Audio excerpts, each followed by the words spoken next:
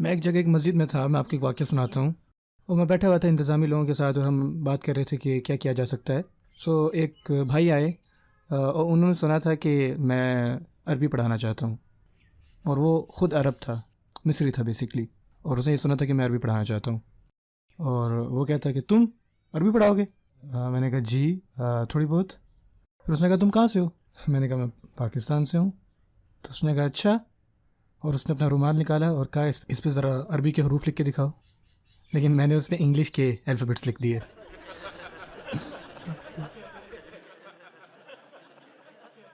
تو اس نے کہا دیکھا نہیں آتی تمہیں عربی؟ میں نے کہا ہاں آپ ٹھیک کہہ رہے ہیں، صحیح بات. اور پھر وہ میرے ساتھ بیٹھ گیا اور مجھے عربی پڑھا رہا ہے. آدھا گھنٹہ میں بیٹھا رہا ہوں، ڈسکس کرتے رہے. اور پھر اس کو جانا تھا، پھر وہ چلا گیا. اور اسی رات اسی مسجد میں انتظامیہ نے مجھے کہا کہ آپ نے عربی کیوں ضروری ہے اس پر آپ نے لیکچر دینا ہے. اگر آپ یوٹیوب پہ جائیں اور لکھیں ہاؤ ٹو لرن عربک یا وائی لرن عربک، تو وہ جو لیکچر ہے نا وہ اس مسجد میں دیا گیا ہے. اور وہ آدمی سب سے پہلی صف میں تھا اور پورے لیکچر میں وہ مسکرا کے میری طرف دیکھ رہے. تو جب وہ میرے پاس آیا اس نے کہا کہ تم پاکستانی عربی پڑھاؤ گے؟ اور میں اس کو کہتا اچھا سر کہ کوئی بات نہیں، انشاءاللہ ٹھنڈے ہو جائیں. آپ بالکل ٹھیک کہہ رہے ہیں، مجھے کچھ بھی نہیں آتا. غصے میں بالکل مت آئیں، ٹھیک ہے؟ اپنا پارا بالکل بھی مت کھوئیں. اگر لوگ آپ سے اس طرح بات کرتے ہیں کوئی بات نہیں.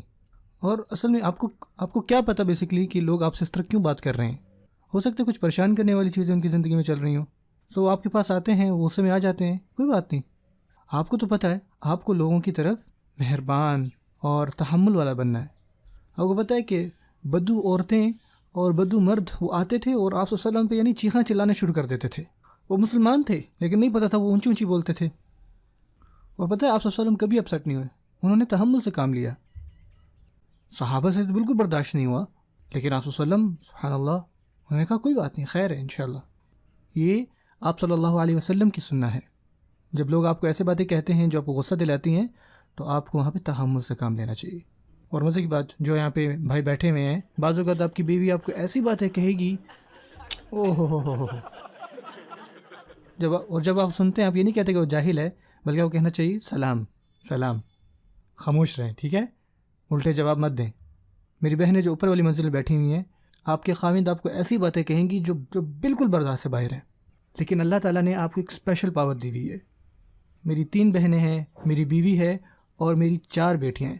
مجھے پتہ ہے کہ خواتین کے پاس ایک اسپیشل پاور ہوتی ہے، اور ان کی پاور یہ ہے کہ وہ آپ کو اس طرح سے واپس جواب دیں گی نا کہ آپ کو لگے گا کہ آپ کے دل میں کسی نے خنجر کھوپ دیا ہے. اور آپ کہتے ہو یار. لیکن آپ بہنیں، میں آپ سے مخاطب ہوں، جب آپ کے خاوند پارے سے باہر ہو جائیں یا وہ زیادہ ایموشنل ہو رہے ہیں یا زیادہ غصے میں آ رہے ہیں، سلام. ٹاپک کو چینج کر دیں.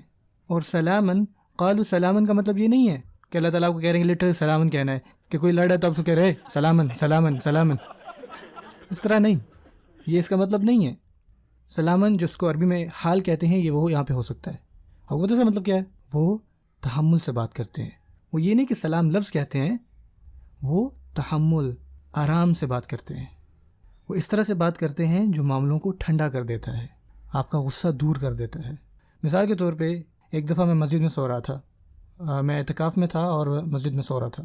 آپ کو پتہ ہے جب آپ سو رہے ہوتے تو آپ کو پتہ نہیں چلتا کہ آپ کی کس طرف کروٹ ہے. اور میں سو رہا تھا اور میری ایک دم آنکھ کھلی کیونکہ میرے پیٹ میں کسی نے لات ماری تھی. اور وہ انتہائی ایک بزرگ آدمی تھے ہمارے اس میں گیدرنگ میں، اور وہ پیچھے سے افغانی تھے اور وہ بھی وہاں پہ اعتکاف میں تھے. اور ان کو انگلش عربی کچھ بھی نہیں آتی تھی، وہ صرف پشتو بولتے تھے. اور میں ایک دم اٹھا یار اور میں دیکھ رہا ہوں ان کی طرف. اور انہوں نے کہا کہ قرآن. دراصل میری جو کمر تھی وہ قرآن مجید کو ہو رہی تھی، تو انہوں نے کہا آپ کی کمر قرآن کی طرف تھی، تو اس وجہ سے میں نے اس طرح اٹھایا آپ کو. اور میں وہاں پہ کھڑا ہو سکتا تھا کہ دیکھیں آپ مجھے آرام سے بھی اٹھا سکتے تھے. یار میں روزے سے ہوں اور آپ اوپر سے میرے پیٹ میں لات مار رہے ہیں. لیکن آپ کو پتہ میں نے کیا کیا؟ میں ان کے ساتھ وہاں پہ بیٹھ گیا آرام سے. میں نے ان کو کہا کیا میں آپ کو کچھ قرآن مجید سنا سکتا ہوں؟ آپ میری تھوڑی سی تجوید ٹھیک کر دیں. اور ہم ایک دوسرے سے سائن لینگویج میں بات کر رہے ہیں، اور میں نے ان کے سامنے قرآن مجید پڑھا اور ہم نے باتیں ڈسکس کی. آپ کو اپنے آپ کو تحمل سے رکھنا ہوگا، آپ کو اپنے آپ کو کنٹرول کرنا ہوگا. آپ کو ہر طرح کے لوگ ملیں گے، ہر طرح کی ذہنیت والے. آپ میں سے کچھ غصے والے باس کے ساتھ پھنسے ہوئے ہیں. انا للہ و انا الیہ راجعون. جیسے وہ ہر ٹائم غصے میں ہے، وہ غصے میں اٹھتا ہے، وہ کھا رہا ہے، وہ غصے میں ہے، یہاں تک کہ وہ ہنستا بھی غصے میں ہے. اور پتہ ہے کہ آپ کو تحمل کے ساتھ ان سے معاملہ کرنا پڑے گا. آپ کے پاس لوگ کام کرتے ہیں، آپ کے پاس ٹیچرز ہیں، آپ کے پاس اسٹوڈنٹس ہیں جو آپ کو غصہ دلاتے ہیں. آپ کو اپنے آپ پہ کنٹرول کرنا ہے. آپ کلاس میں غصے میں نہیں آ سکتے. آپ صلی اللہ علیہ وسلم نے فرمایا کہ انی بعثت معلما، میں ایک معلم بنا کے بھیجا گیا ہوں. وہ معلم بنا کے بھیجے گئے اور وہ لوگوں پر کبھی غصے پہ نہیں آئے. سبحان اللہ. ان کے خادم ہمیں بتا رہے ہیں کہ وہ ان کے ساتھ اتنا عرصہ رہے اور انہوں نے کبھی ان کو نہیں کہا کہ تم نے ایسا کیوں نہیں کیا اور ایسا کیوں کیا، پورے اس عرصے میں. سبحان اللہ. میری دعا ہے کہ اللہ تعالی ہمیں عمل کرنے کی توفیق عطا فرمائے.